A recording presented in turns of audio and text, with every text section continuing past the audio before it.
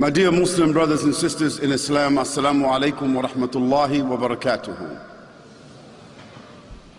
To our respected guests,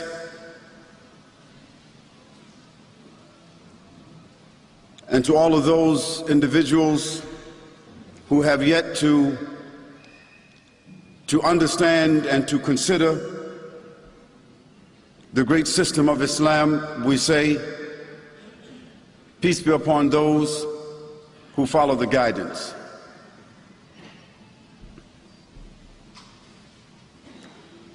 I understand that it is my responsibility and challenge to offer a proposition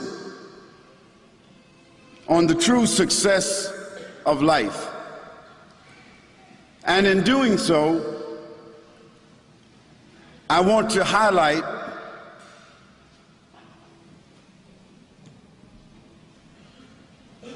the principle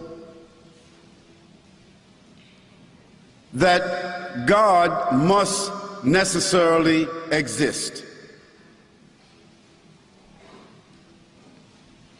And also, after highlighting the proposition that God must necessarily exist, then what is his message to his creatures?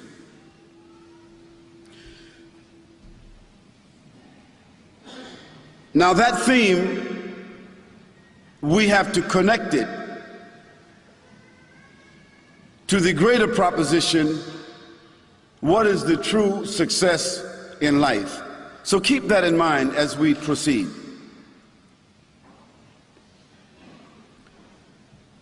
Now I am prepared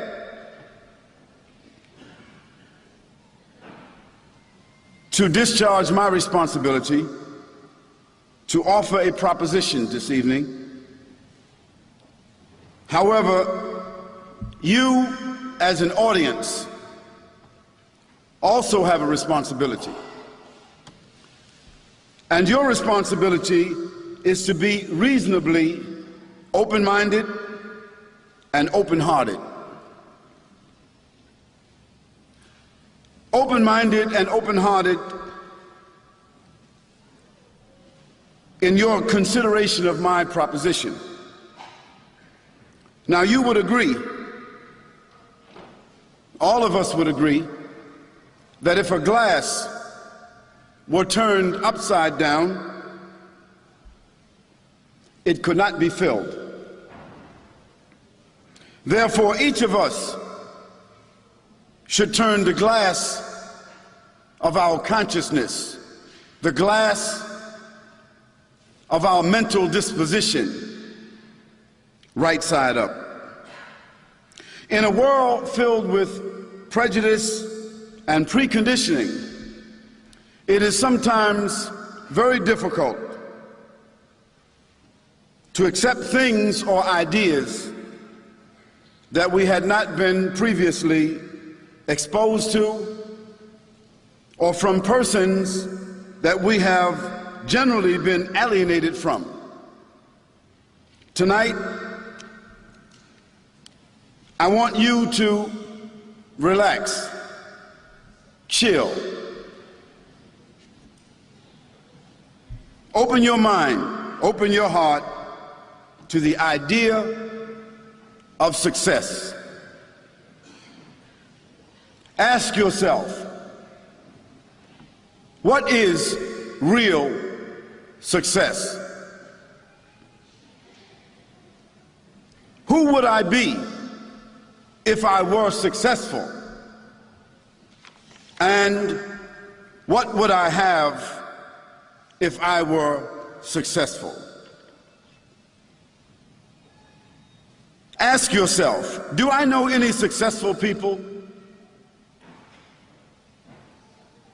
What is the meaning of success? How do we measure success? Who and what are our role models for success? I asked myself those questions, and I asked others I came in contact with throughout my life. And I arrived at the same general conclusions as most people.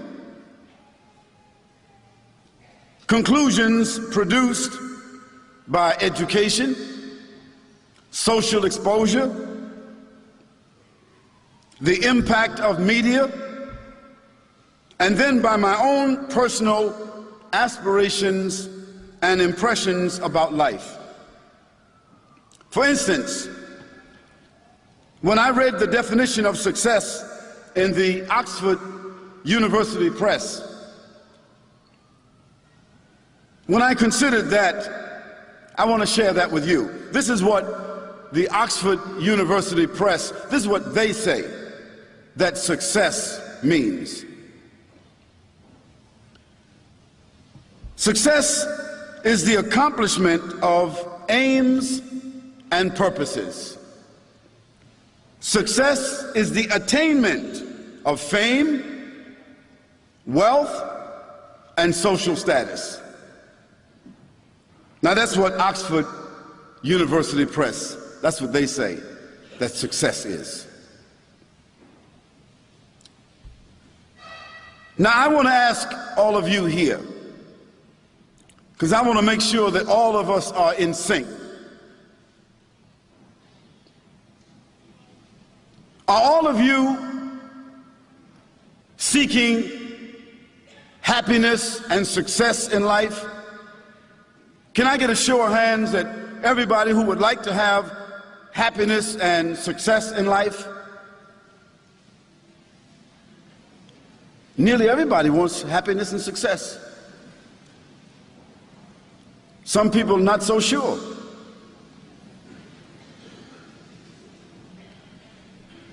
Would you like to have tranquility, self-contentment, confidence, peace, security? Would you like to have that? If so, welcome to the club. Everyone in the world, in one way or the other, when they're asked about success or happiness, this is what they say, this is what they want. This is what we've been striving for all of our lives, kicking and scraping and hoping and wishing and fighting and cheating and lying and stealing and conniving and everything that we're trying to do, somehow or another, we're relating it to, inevitably, success.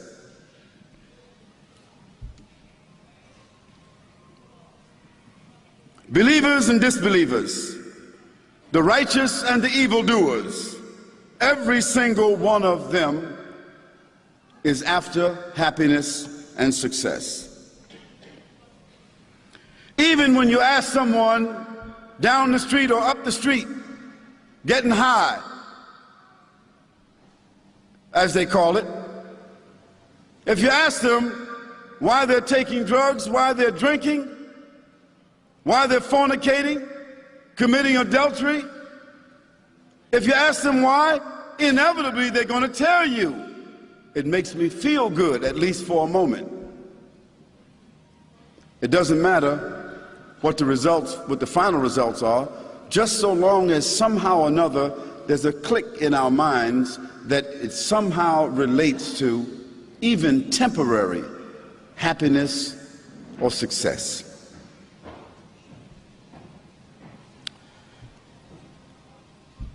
Unfortunately, most people take the wrong path towards happiness and success. Although everyone is after happiness, the masses of people, like animals, take the wrong path. And it is only a handful of people that take the time to think and to reflect and to seek inspiration to determine the correct path towards happiness. Now, I was always led to believe that if I had a good education, that would guarantee a good job and subsequently good status in society. That's what I was told. This led me to conclude that those persons with the highest levels of education, such as doctors, lawyers, architects, etc., they must prospectively be the most successful people in life. Then I realized that in fact these persons whom I would consider to be the most successful people in life, the doctors, the lawyers, the architects, the film stars, the athletes, the musicians, the gangsters, and the criminals.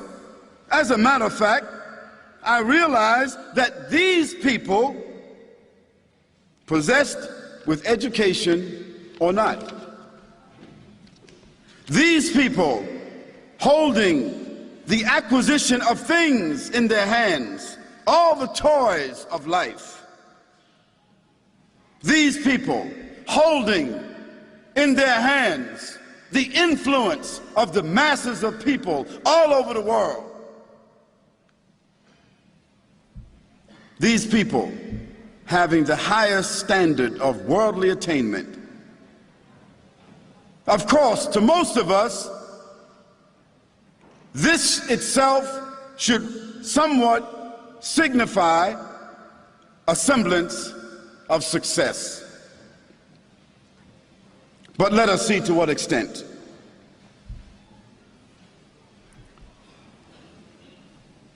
In fact, statistics indicate that the greatest number of suicides, divorces,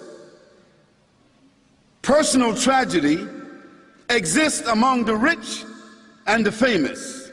In spite of their perceived status, they are lonely, most of them, and they die lonely, most of them. They are frustrated, most of them, and they die frustrated. Most of them are addicted to drugs, alcohol, and other things. Most of them are experiencing many psychological disorders, unable to retain simple relationships, hardly knowing who their real friends are, and usually dying pathetic and alone. Now, these are what you and I would, and most people would consider to be the most successful human beings in the world. Let me share with you a statistic from the World Health Organization. Did you know that suicide is among the 3 leading causes of death in the Western developed world? I said the Western developed world, where the semblance and the trappings of success are the most preeminent.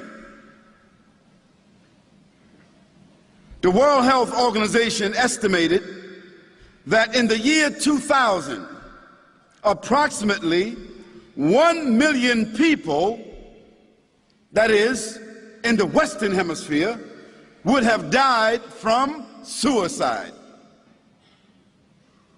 That means 16 people out of every 1,000 people choose to take their own lives, while it would appear that they're living among a civilization that has the highest standard of living. So why are 16 out of 1,000 people taking their own lives? Feeling to themselves, meeting a point in their lives where they cannot see any value in living. That's tragic. That's pathetic.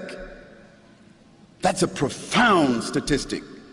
One death every 40 seconds. Every 40 seconds, a person in the Western Hemisphere is cutting their throat, jumping off a bridge, taking some pills, cutting their wrists, blowing their brains out, or doing something else to end their life. And these are the most educated people in the world. The World Health Organization further states that in the last 45 years, suicide rates have increased 60% worldwide. That means the more sophisticated and the more educated that we become, the more inclined we are to take our lives or to take someone else's. Now, one may think, or one would think to themselves, that when we consider the poverty, the disease, the social destabilization in the so-called undeveloped countries, we would think that those people in those countries would be committing suicide, but that is not the case. Those people seem to be able to deal with their situations, but they're not educated and they're not sophisticated.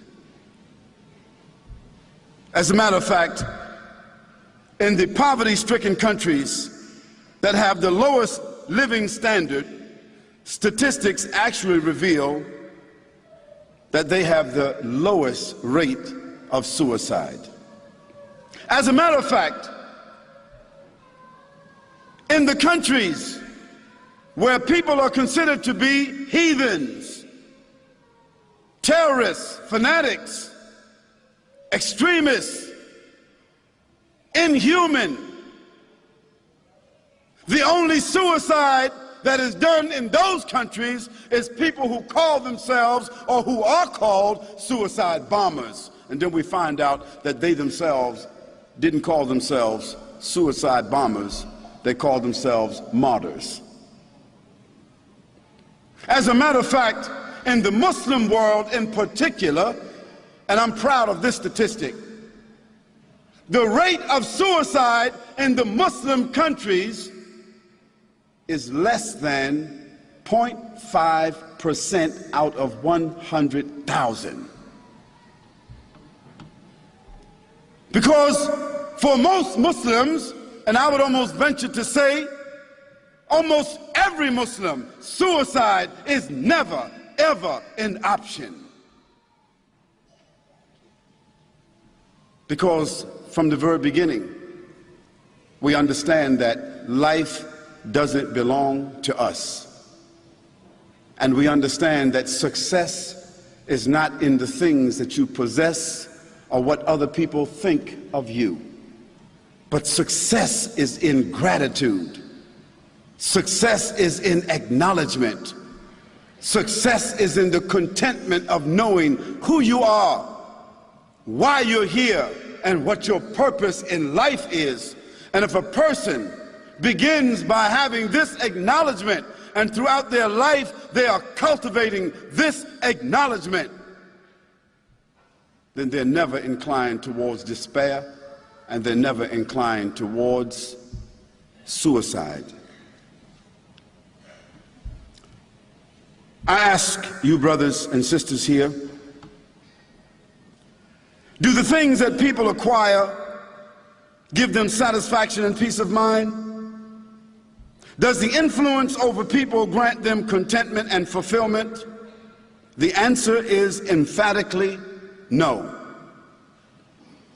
Kings, queens, rulers, and heads of states all have possessions. All of them have power over their subjects and their citizens, but they do not lead lives of contentment, satisfaction, peace of mind, and fulfillment. On the contrary, their lives are a combination of daily stress, struggle to maintain their status, preoccupation and anticipation of war, inside their countries or outside their countries. Hardly any one of them throughout history, hardly any one of the kings, the queens, the rulers, the heads of states, hardly any one of them throughout history has left a legacy or a conduct as a role model and a human evidence of success. We only have to turn to the lives of the rich and famous in the past, in the present, and see that they do not give us an inspiration towards success. I ask you, why is it that things and status do not grant us success or satisfaction as the Oxford University Press seems to give the definition of? It is because the human being has 5 parts to his or her existence. And each part of our existence must be given adequate nourishment. It must be given adequate development for satisfaction and for balance. The human being has 5 parts to their being, you and I. The human being has a soul. The soul is the spirit, the essence, the unseen part of the human being that seeks out abstract values. The soul is that part of the human being that has the need for worship, inner sanctity, that strives to understand and to reach out to embrace the purpose of life, the soul. The human being has a mind. Unlike other animals that are more powerful than we are, it is our mind, it is the human mind that gives them the superiority among other creatures. For if it were not for our minds, elephants would put us in zoos. Lions and tigers and baboons would put us in zoos because they are more powerful than we are, but they cannot think and they cannot calculate and they cannot manipulate because we have been given intelligence. The mind of the human being is the source of intelligence, always seeking to know, to acquire the means to compute, to communicate, to extend through the mind and to dominate through the mind, and also always seeking answers. Then there's the heart. A wise man, a man of scripture, a man of guidance, a prophet and a messenger of Almighty God, he said to us about the heart, verily, there's a piece of flesh in the body. When it is sound and clean, the whole body is sound and clean. When it is corrupted, the whole body is corrupted. Verily, that piece of flesh is the heart. The heart, the organ of love, emotion, and passion. The heart, where feelings generate, where principles of loyalty, friendship, commitment, and sacrifice, all of that emanates from the heart. And then there's the self, the ego, the me, the I, the my, the source of all wanting to possess, always wanting to possess everything, everybody, everywhere, the self. The self is what overflows through greed, through avarice, through envy and jealousy, all the way until disease and death. The self always trying to fulfill itself and not caring about any other self. And finally, the lowest form of the human being that most humans seem to never evolve beyond, and that is the body. The body. The body that eats and drinks and sleeps, that smells and tastes, sees, hears, touches. The body that houses the whole person but cannot fulfill the other components. The body can never fulfill the soul. The body can never fulfill the mind. The body can never fulfill the heart's desires. The body can never contain the self. The body only houses the rest of the person. But most of us, we live all of our lives only feeding the body.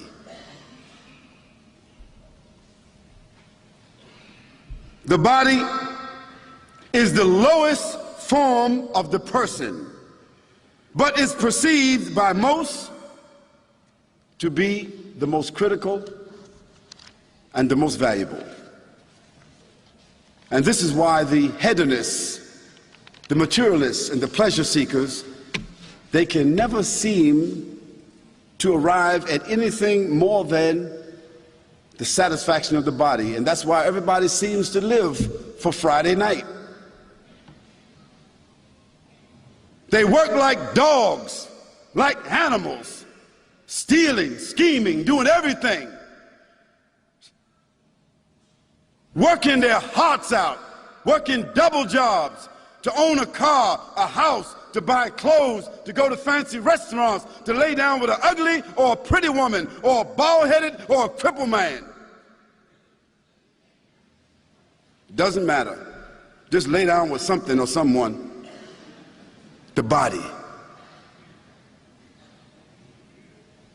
And we go through life from Friday to Friday, Friday to Friday, until the year's out. And another year's out. And the next thing we know, we have lived 50 or 60 years of that kind of living. And what do we have? Absolutely nothing that resembles happiness or success. The human being, unlike other animals, is in need of enlightenment. The human being is in need of inspiration. The human being is in need of guidance. The human being is in need of spiritual awareness. The body is like a vehicle that houses the passengers and protects them from the elements and delivers them to their intended destination. The self is like the driver who holds the wheel and makes the determination to turn, to brake, to accelerate, or to stop. The mind is the navigator who reminds, who calculates about the distance, the fuel, the direction, the destination, the environment, and coordinates all the dynamics for the driver. The heart is the generator, the source of energy. The heart is what keeps all the passengers engaged, entertained, inspired. The heart is what keeps all the passengers of the body connected to their purpose of their journey. But the soul is the real purpose of the journey. The soul is always telling the other passengers about the real purpose of the journey. And sometimes we don't want to hear what the soul has to say. The soul is reminding us when we're young about containing our youth. We don't want to hear that. The soul is reminding us when we're old about our youth, but we don't want to hear that. The soul is reminding us when we are well, when we're healthy, when we're strong. The soul is reminding us to be grateful, but we don't want to hear that. When we're ill, when we're sick, the soul is reminding us of the health that we used to have, but we don't want to hear that. The soul is reminding us about death. While you're living, the soul is always knocking at the door and telling you and I that death is inevitable. Tomorrow, one morrow, one next day will be your day. The soul is telling us this, but we don't want to listen. The soul is the conscience, which reminds and drives the passengers. The soul is always irritating us, telling us about its origin, telling us about where it's going to wind up at, always trying to tell us to distinguish the difference between real and unreal. The soul is the supernatural self, which is connected to the unseen elements.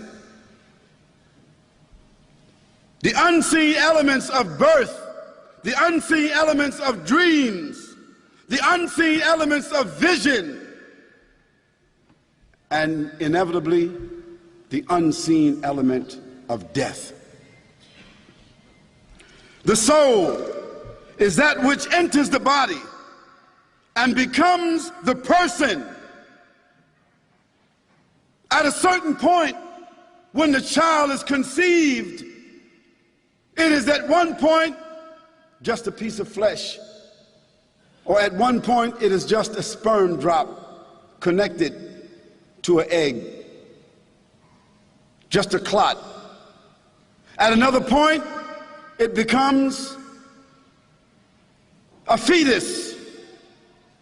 At another point, it becomes an embryo. At a certain point, the soul enters and it becomes an actual person. And we are told that when a child is in the womb of the mother, at 14 weeks, it is a complete person. The heart is beating. Its fingerprints are there.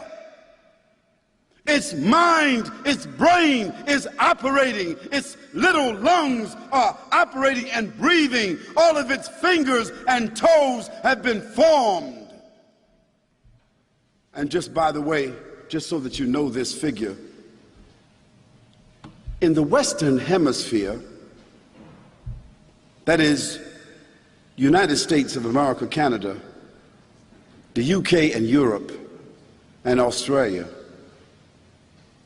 2,300 little children, little people are murdered every single day. It's called abortion, the easy way out. Can you imagine that?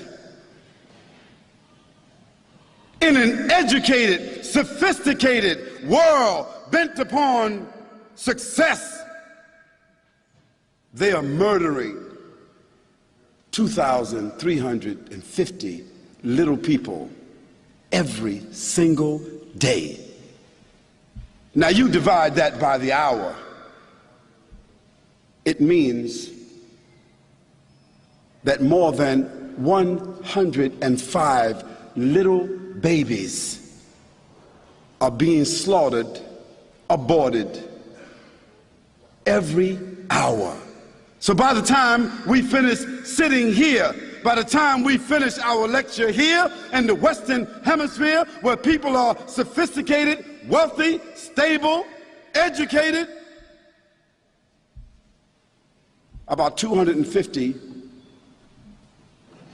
or 350 little people would have been murdered.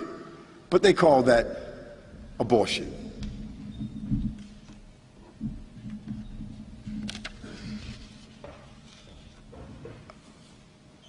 We call that family planning, a real nice word.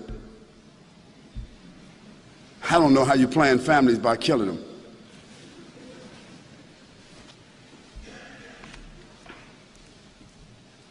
That's another subject that we really need to talk about, because I don't know how women, how they live the rest of their lives knowing that they kill the average young lady in the West who is unprincipled, unbridled, unconnected, and without guidance. The average lady in the West, in the course of 20 years, she kills at least 3.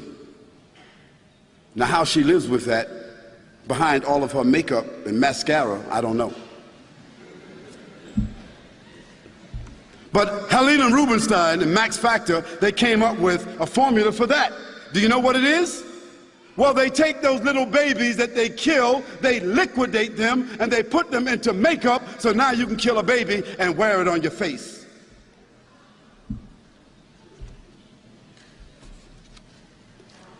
That's economics. The soul is that which enters the body and becomes the person. And the soul is that which leaves the body. So that person is then pronounced dead. And that's when that person loses all their friends, loses all their family, loses all their wealth, and loses all their connection with the world that they worked for all their lives. And guess what? No matter how much that body was loved, in about 2 hours, the loved one's gonna get that body out of the house. Because after the soul leaves, that body begins to smell. The soul is the record of you and I. The soul is that everlasting evidence of you and I. Dear brothers and sisters, bear with me. We're halfway through. True satisfaction and contentment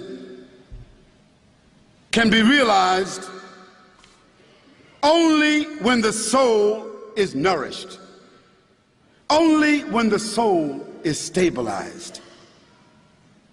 We know how we feel in the morning of an important occasion. When you have a test, when you have an important appointment, when you have that critical interview, the opening of a special project, you know how you feel. If you are well prepared, you feel rested and you feel confident.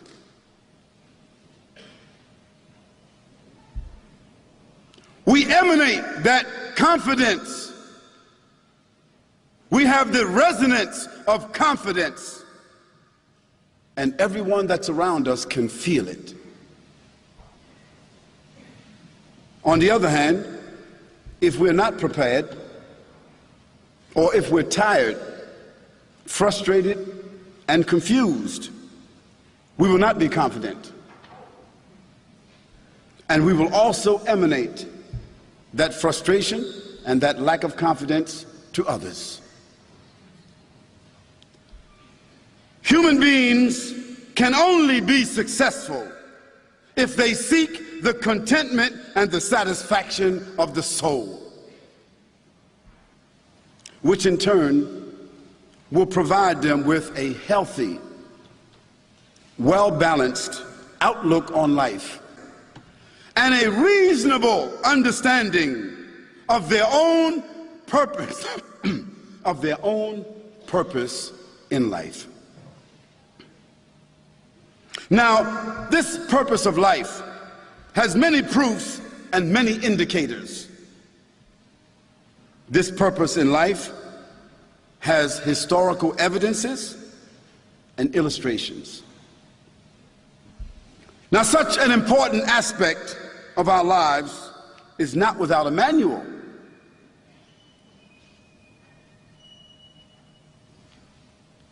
There has to be a manual for life.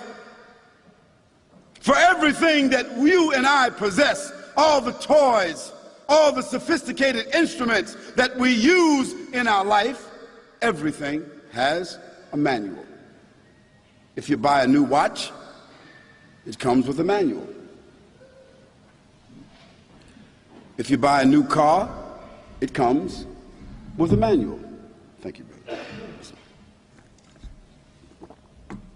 If you buy a new house, it comes with a manual. If you buy a new computer, it comes with a manual. If you get a new wife or husband, it comes with a manual.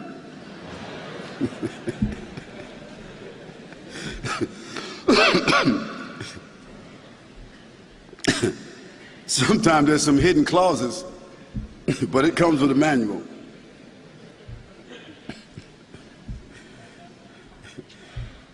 Not only do all the things that we use in life come with a manual, but we expect it. And not only do we expect a manual, but we look also for a warranty. So with everything that's valuable to us in life, we look for a manual. We look for a warranty. We look for a technician to explain to us or to work out the problem, to troubleshoot for us, or to guide us through that situation.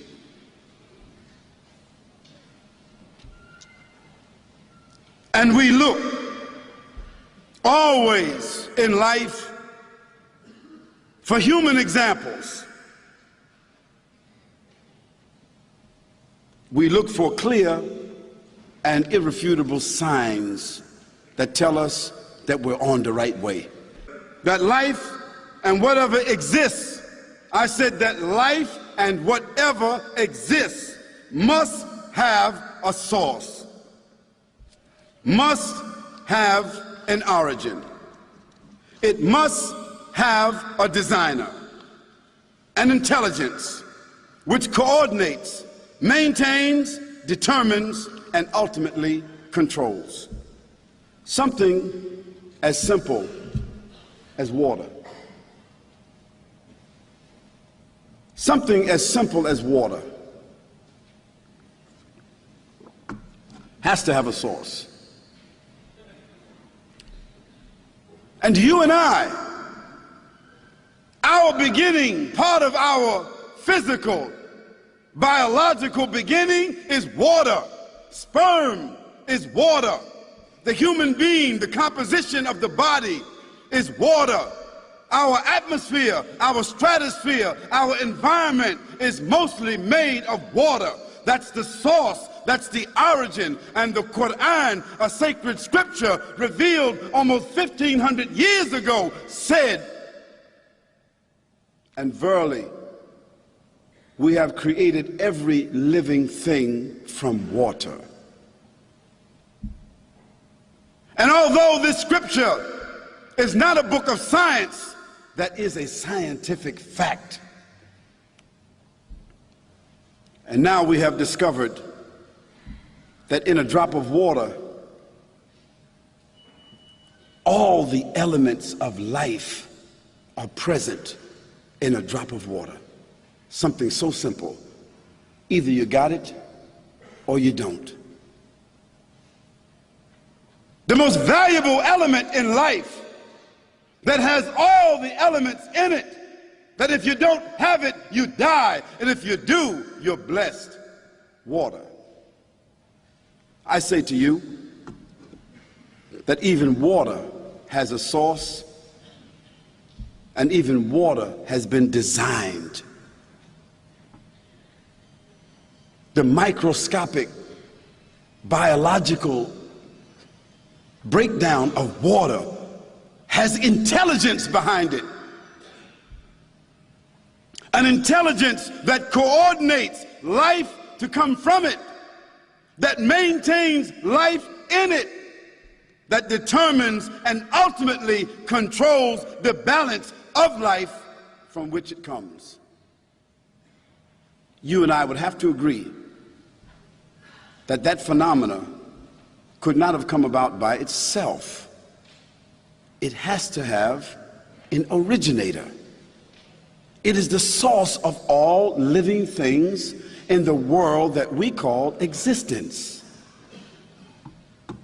That supreme intelligence must be the source of all creation. That supreme intelligence must be the legislator, must be the sovereign, must be the ruler, and ultimately must be the judge. Call it God, call it the Most High, call it the Most Merciful, call it the Creator, call it the source, call it the power, call it the energy, call it what you want.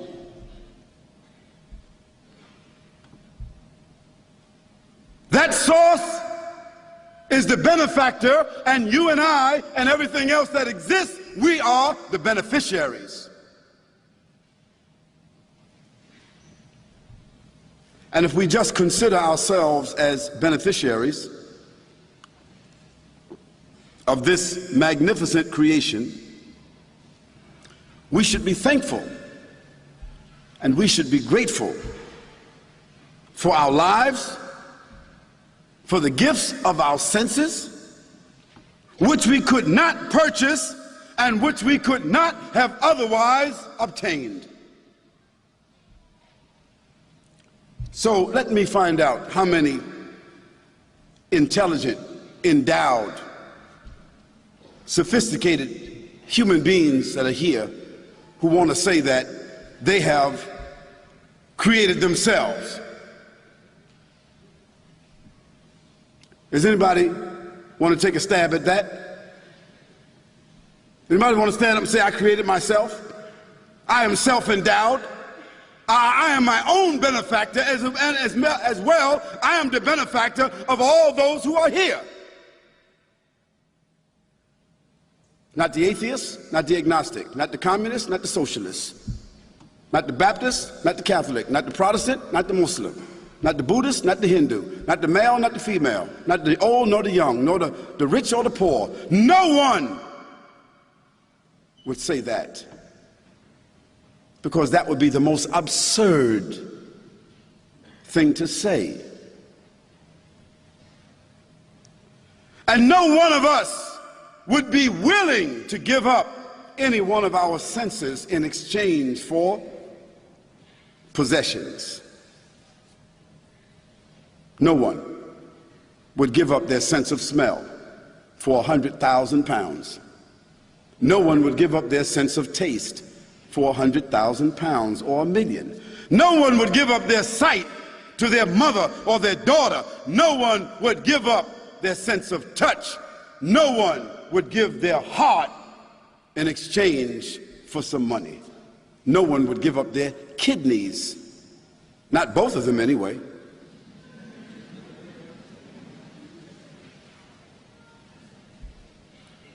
If each of us were offered employment with a new company, think about this for a minute. Think that this brother, he came here tonight representing this new company, just came out of America. Just let's think about that for a minute. I just arrived here and I'm promoting this new company. It's called Live As You Like.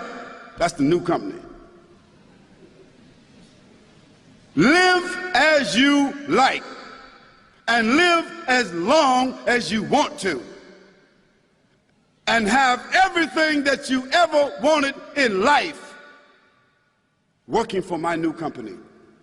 And go on the stock market and look and see, you'll find out that our assets are in the billions. So everybody will feel comfortable that if you work for me, you're going to get paid. So let's see what the terms are. If each of us were offered employment with this new company, which had billions of dollars of assets, and that company had very basic employment requirements, it was prepared to hire everyone in this room tonight, right now, and your pay will begin as soon as you walk out. Checks will be issued. Sounds like a good company, right? Let's talk about that company. What are the requirements? And what are the job expectations? One, we're paying 1,000 pounds a week. That's the start. With bonuses if you're good employees. One of the good things about this company is that you work at home. You don't have to get up and go to work. Isn't that beautiful? No taxes taken out of your pay. We take care of all of that for you. No direct supervision. It's an honor system. And only 3 or 4 employment policies and conditions. How many people here would think that so far this sounds like a pretty nice company? How many people think about that? I would. Sound like a pretty good company? You think there's a trick to it, right? There's no trick to it. Let me tell you what the conditions are. The conditions for employment in this company is to be clean, decent, and honest. That's the first thing you're going to be asked. Are you clean? Will you be clean? Will you be decent? Will you be honest? What would you say? What would you say? Yeah, you're damn right. That's what most of you would say. You'd say it just like that in your own mind. You wouldn't say that to the employer. You'd say that in your mind. Yeah, you're right. Of course I would be. At least, I'm home. Of course I'm going to be clean. Of course I'm going to be decent. Of course I'm going to be honest. I got no direct supervision. I don't have to go nowhere. I don't have to get dressed. I don't have to get in a car. I don't have to be in traffic. And I got paid on the way out of the place with no job application. Of course I'll be clean, decent, and honest. And if I'm not, I'll learn how to be clean, decent, and honest. What's the second condition? The second condition is that you must read and understand the company manual. A very simple manual. And you must be willing to follow the company representative and comply with the basic behavior and ethics that shows your loyalty to the company.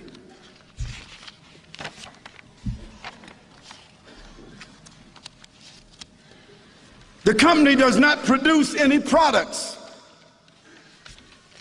So you don't have to worry about waking up, setting up, producing something, mailing something, packing something, nothing.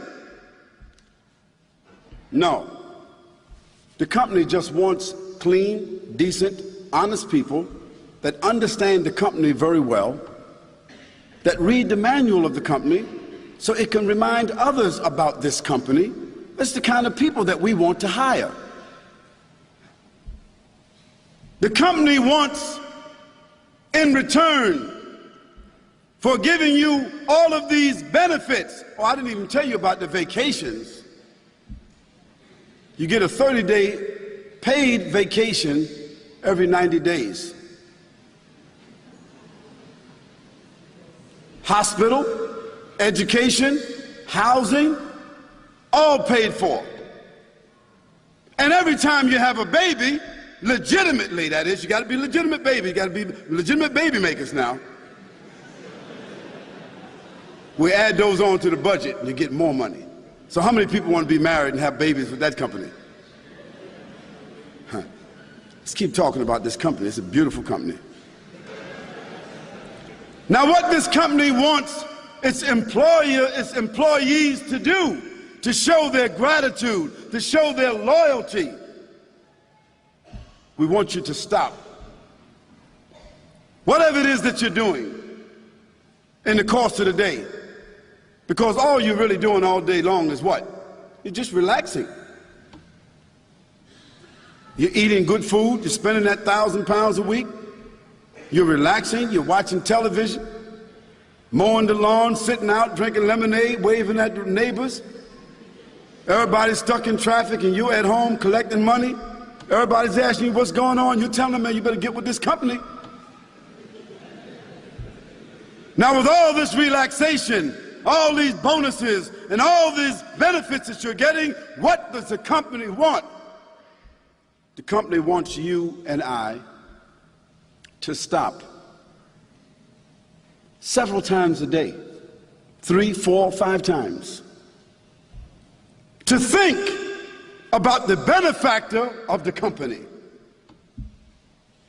Now you never see the benefactor. All you know is that he is the one. He's behind all of this. He's the one that signs the checks. He's the one that makes it happen. He's the one that gives you the comfort that you need. And so several times a day, the only thing we want you to do is to stop and think about the benefactor of this company. And then, with a toll-free card that we give you, we want you to dial a number and call up the company headquarters. You dial that number and call up the company headquarters and say, this is Khalid, I'm employee number 172, and I'm very grateful. I'm just calling in to check in and let you know that I'm thinking about the benefactor and about the company. I just love it. All my children love it. We had some more children we want to add to the budget. I love everything that's going on.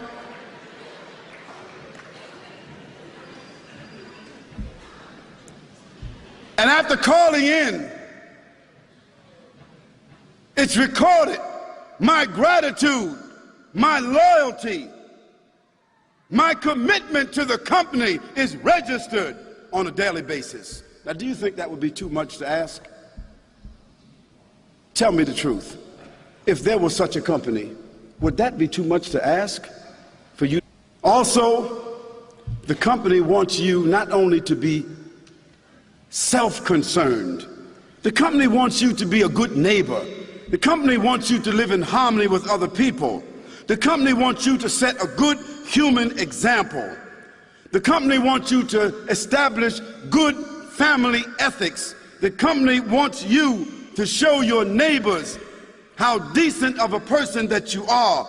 The company wants you to interact at times with the other co-workers of the company, persons of all backgrounds. The company also wants you to be the kind of person that when people pass by your house and they ask you for something to drink, for something to eat, because they don't have a job like yours, the company wants you to be generous.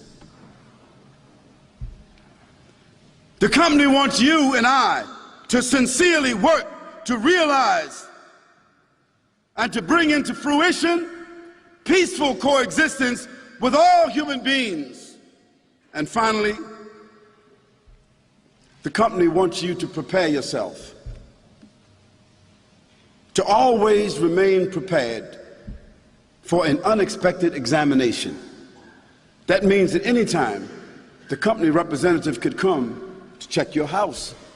The company representative could come at any time to check you, to check your accounts, to balance things. The company could come at any time and put your commitment on the line. Therefore, the company wants you to have things in order at all times. And that's what the company is spending this money, investing this in you, for you to be a model employee. The company wants you and I to prepare and expect a period of examination, a period of reconciliation, a balancing of accounts of our performance and our behavior in order to determine the renewal and the extension of our contract. If the benefactor is pleased, you'll get more bonuses. And even if you die, the most beautiful thing about this contract, that the benefactor is going to extend your life and make sure that the family that you leave behind, that they are continued in the same status that you had. Now, isn't this a beautiful company? Isn't that a beautiful deal? It takes care of you here and hereafter. How many people would work for that company? Tell me the truth. Most of you. No tricks to it. No curve at the end of the road. No other conditions involved. Well, what I talk to you about is a metaphor, a facsimile, a proposition.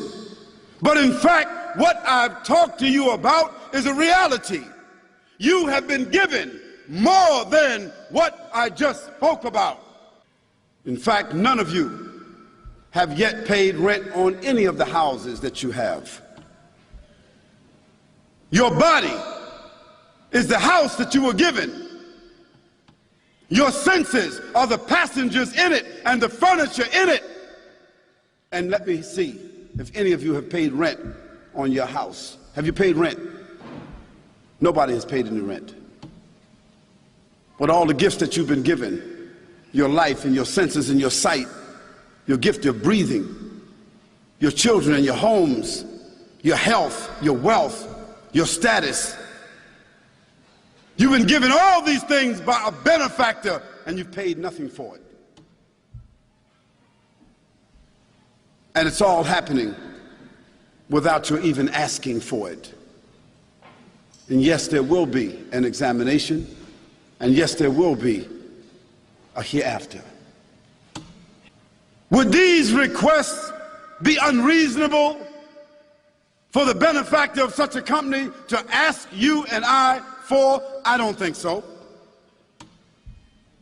And is this a reasonable proposition towards personal and social success? Essentially, this is the very formula of success in life. Being grateful as a human being and a beneficiary. Being decent, law-abiding, and honest. Stopping to thank, to acknowledge, and worship. Living in harmony with others, with responsibility and dignity. To have consciousness, to have morality. Towards our existence in preparation of death. This is the proposition of life. And this is the formula of success. Now you may ask, why is it necessary to recognize or to worship a creator or to know and submit to God at all? How psychologically important is it for an individual, you and I, to know our parents?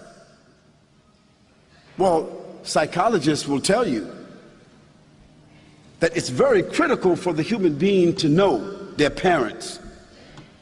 Even if they were raised as an orphan and they were given everything, all the status, education, and all the benefits of life, that person will still, all of their lives, they will always want to know who are their parents. How critical is it for the individual to understand their past and to plan for their future? How important is it for children to show respect and gratitude for their parents? How many parents would appreciate their children if their children grew up and spit in their faces and disrespected them and disobeyed them and disregarded all the values that they gave them, would they still love their children? How important is it and how critical is it for citizens of a country to have loyalty and honor for their country? All of you would agree that all of this is necessary. Certainly, human beings would all agree that we are all dependent,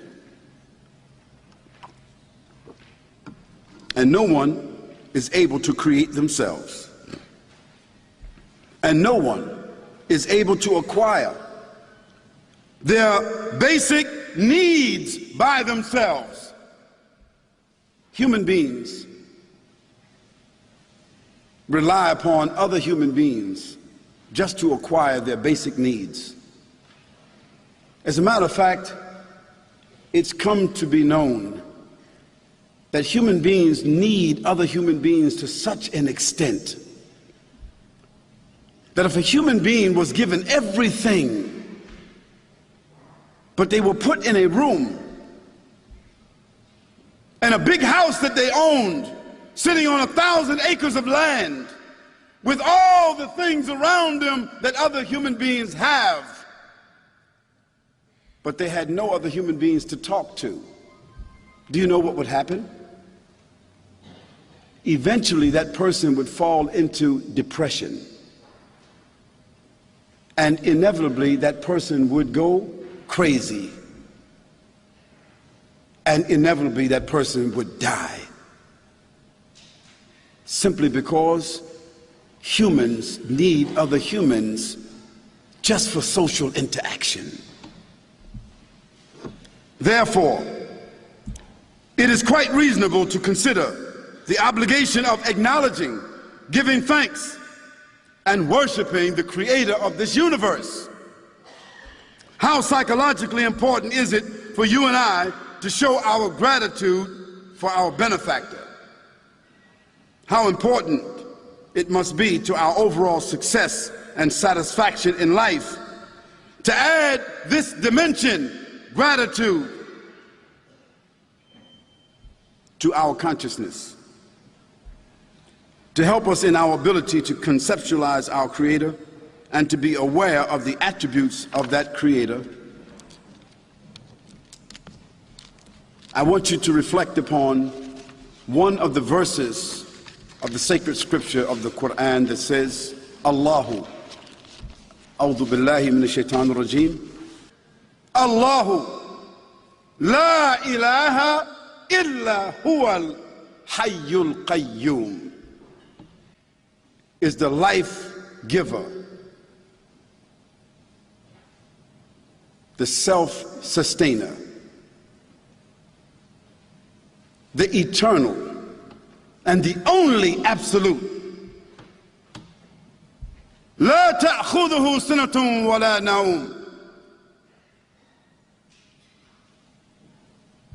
He requires, that benefactor, that creator requires no rest, and nor does that benefactor require any kind of sleep, because fatigue does not affect that creator. له ما في السماوات وما في الأرض. Everything in the heavens and the earth, whether it is seen, whether it is unseen, subtle, evident, high, low, microscopic, in the heavens or the earth, inside or outside, it all belongs to that creator. من ذا الذي يشفع عنده إلا بإذنه. So who is it? Who is it among the creatures? Who is it among the creatures, the men or the jinn or the angels or the animals? Who is it that can contend with that benefactor and that creator? Who is it that can achieve anything without his permission? يعلم ما بين أيديهم وما خلفهم. He knows what goes in front of them in their lives, their history, and he knows what follows them in their posterity and their history. He knows completely because their lives are within the capsule of his knowledge.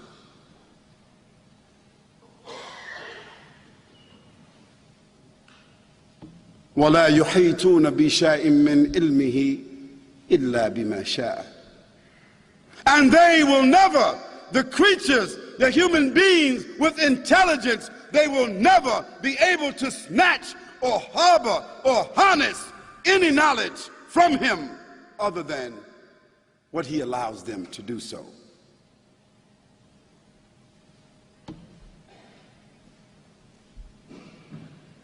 وَسِعَ كُرْسِيُّهُ السَّمَاوَاتِ وَالْأَرْضِ.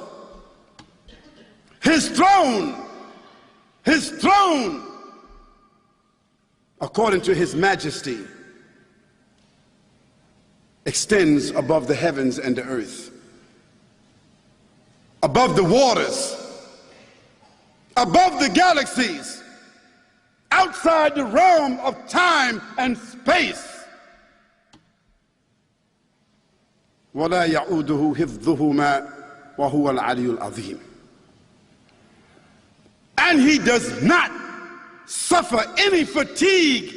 Nothing is taken from him. If he gives the whole world what it asks for, it doesn't decrease any of his wealth. And sustaining the heavens and the earth doesn't require any effort because he owns it and he sustains it by his will.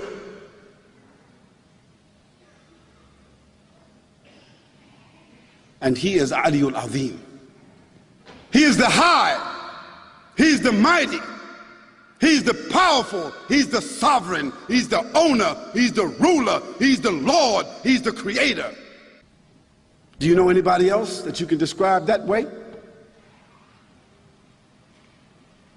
You know some nations, you know some tribes, you know some kings, some presidents, some companies, some individuals, your father, your uncle, some heroes. Do you know somebody that has that description? No, you don't. Of course you don't. And a shorter version says, say, he, Allah, the Creator, is absolutely one. He whom all depends, while he depends upon none. He begets not. He does not give birth to anyone. Like a woman giving birth or a man making a woman pregnant, he does not beget. He is not in the world giving birth to anyone. And he is not begotten. He did not come out of the womb like the world or a baby or being evolved.